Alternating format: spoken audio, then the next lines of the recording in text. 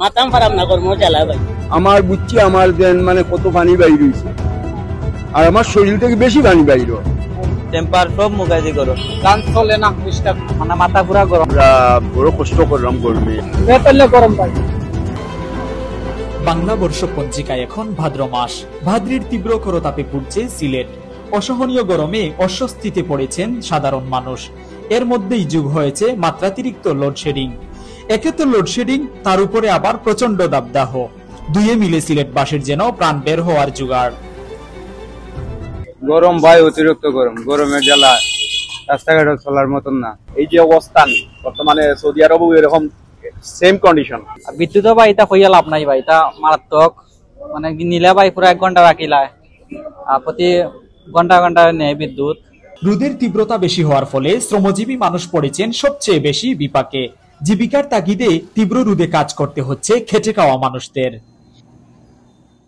গরমে ধান শেষ হয়ে যার ভাই, কিছু নেই।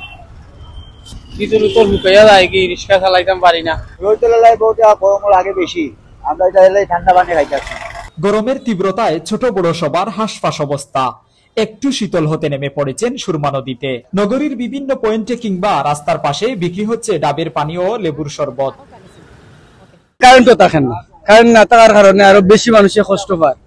যেমন দেখা গেছে এখন তো আমরা আইসি ডাব খাইতাম। একদিকে তীব্র গরম আর অন্যদিকে ঘন ঘন লোডশেডিং।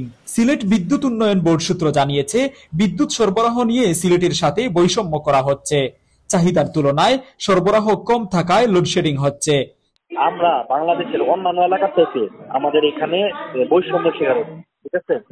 অন্যান্য এলাকাতে যেমন ধরুন ঢাকা, চিটাগাং, এখানে আপনার লোডশেডিং করা হচ্ছে না। দ্রুত পরিস্থিতির উন্নতি না হলে সিলেটের জনসাধারণ যে খুব দ্রুতই বিদ্যুৎ বিভাগের বিরুদ্ধে আন্দোলনে নামবেন, এটা সহজেই অনুমেয়। লুকমান হাফিজ, UK Bangla, live news, Sylhet.